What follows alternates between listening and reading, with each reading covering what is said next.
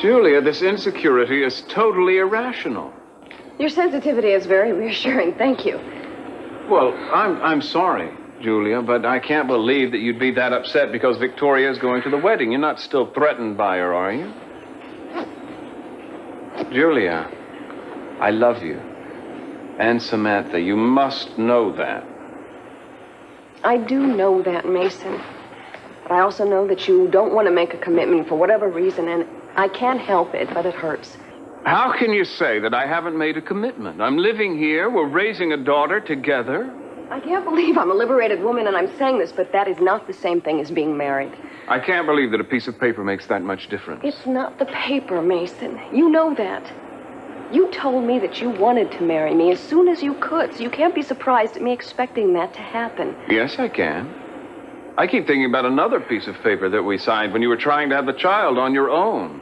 The father was not to have anything to do with raising the child. You were totally committed to not being committed to a man. It's not fair. It doesn't count. I wasn't in love with you then.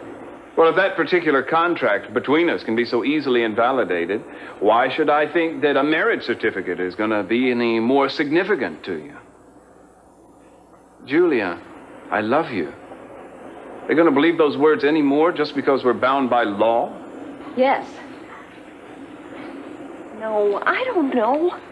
Well, you certainly covered your bases that time. If you're going to argue with me like a lawyer, it's not going to do any good. I won't be any match for you because I'm not using my intellect and my logic now. I'm just telling you how I feel. I can't help wondering if this sudden urge to matrimony hasn't been exacerbated by Cruz and Eden's upcoming wedding. Of course it has. I see how happy they are. Mason, this is something that I thought about and hoped for, even when there wasn't any hope for it. We had all these obstacles in the way, and now we don't have any obstacles. And you're living with me. And I do believe that you love me. But I don't believe that we're ever going to get married. I just need to take it one step at a time. Well, then tell me how many steps you're going to take, because the way I see it, you walked in here and you were very careful to leave the door open, just in case you wanted to make a quick getaway. Then you want that door slammed shut.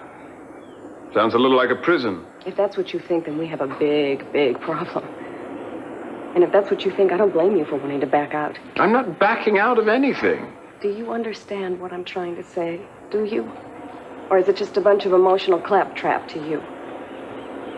I understand that it's very important to you. I'm sorry, Julia.